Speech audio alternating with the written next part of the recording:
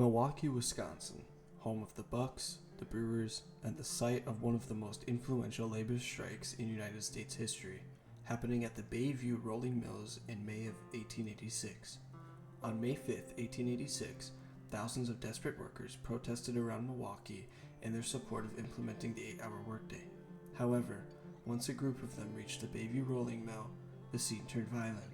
The sound of gunfire shattered the air, leaving 7 dead and a community forever changed. This tragedy was a turning point in the history of labor as it spread nationwide awareness for their cause, with many around Wisconsin observing the flashpoint and being sympathetic to their struggle. This additionally launched a new era in the history of United States politics, with the elections of the Populist Party and a time period known as the Progressive Era, having ideals expressed by some of the most notable politicians in the history of the United States, namely Robert La Follette and Theodore Roosevelt, aiming to break off the tight grip that monopolies had on this country during their peak. The Gilded Age of the United States extended roughly from the 1870s following the Civil War to the very early 1900s, and the rise of monopolies transformed the economic landscape completely, bringing remarkable wealth to a few business owners while subjecting workers to difficult conditions and minimal rights. This era was marked by the uncontested power of corporations, leading to a large gap between wealth classes. Monopolies, or trusts, developed due to the rise of industrialization and the expansion of steel, oil, and railroad industries. Notable figures of this period include John D. Rockefeller with Standard Oil, Andrew Carnegie with U.S. Steel, and J.P. Morgan with General Electric and his self-named bank. They assumed their large fortunes by horizontal integration of their respective industries and dominated the markets while driving their competitors out of business. For the labor force, especially in steel mills and mines, conditions were intolerable and involved grueling labor, often accompanied by 10 to 12-hour days, 6 days of the week, and in very dangerous conditions. Protective gear was scarce and consisted of only 2 layers of woolen long johns, and horrible injuries were common. The living conditions of workers didn't improve much from their work environment either, many living in crowded conditions and lacking any access to clean water or sanitation. These conditions led to the rise of labor unions, organizations that would fight for the rights of the worker. This was especially attractive in a time when the working class had no power, no resources, and no money. The labor union most notable in the area was the Knights of Labor. The Knights of Labor was founded in 1869 and sought to create a commonwealth between the workers and the owners by nationalizing railroads and improving workers' hours and wages. These labor unions had a big impact on the hopes of workers, which prompted many to join unions. The Knights of Labor reached an all-time high membership rate with 700,000 in 1884. This spike in membership came after the Union Pacific Railroad cut workers' wages by 10%, leading to the remarkable Pullman strike across the country, shutting down railroads from Nebraska to Utah. With the growing influence of the Knights of Labor around the country, more and more workers had begun to get involved in the fight to raise wages and lower hours. People around the nation had started to adopt the idea of the 8-hour workday, using the slogan, 8 hours to work, 8 hours to rest, 8 hours for what we will. This idea of the 8-hour workday started to spread around the nation and had workers hooked on the idea, many starting to perform peaceful protests. On May 4, 1886, Lucy Parsons, who was a daughter of a slave in Virginia and an advocate for workers' rights, started to form rallies in various cities with her husband Albert. She had started a rally in Chicago, Illinois, where she and 35,000 workers from Chicago marched in protest. Once they reached the McCormick Reaper plant, however, police were called and they began to get into an altercation, in which the police force, armed with rifles, fired onto the crowd, killing many. In response, Parsons and her husband organized another rally, bringing around 2,500 people to Haymarket Square in Chicago. After a couple hours, many people left the event, including Lucy Parsons, due to poor weather conditions. After only 200 people were left, they were attacked by 176 police officers, armed with Winchester repeater rifles and dynamite. After someone threw a dynamite bomb into the crowd, the police were startled and started to fire into the crowd, partially blind from the smoke from the dynamite. This event was known as the Haymarket Affair and was responsible for the deaths of 7 police officers and 4 workers. At the same time, labor strikes were also occurring in Milwaukee, Wisconsin, with the goal to instate an 8-hour workday for a 10 hours wage.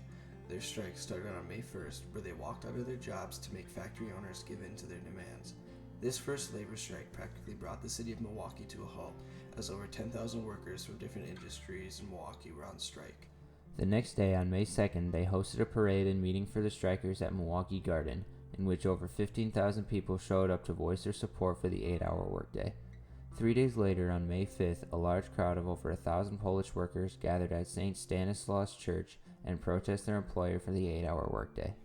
They gathered a crowd of around 1,500 near the church for their second day of protest, a mile and a half from the Bayview rolling mills. They spent the previous day threatening the factory, which had been notorious for giving their workers long hours and little pay. For the past 2 days, local police called for more men to help disperse the workers, starting on May 3rd with the first protest of Bayview. This is when the sheriff of Milwaukee requested Governor Jeremiah Rusk to send the militia, armed with rifles, to help deal with the conflict. On the morning of May 5th, they positioned themselves on a hill near Bayview Mill and ordered the workers to stay at least 200 yards away from the militia who was guarding the mill. Even though protesters had no visible weapons and fired no shots, the order from Governor Rusk was, should the rioters attempt to seek an entrance, fight them. Some say that these workers didn't hear them, as they continued to march closer and closer to the militia, eventually going within 200 yards. Once they crossed that line and didn't respond to visible commands, Major Treumer ordered the troops to fire on the crowd, killing 7. The dead included 5 workers, a schoolboy who lived nearby who was curious as to what was going on, and a retired mill worker in his own backyard watching the commotion. After the tragedy, workers were ordered to get back to work immediately, putting an end to the protest for the 8-hour day, and police charging 25 men with unlawful assembly.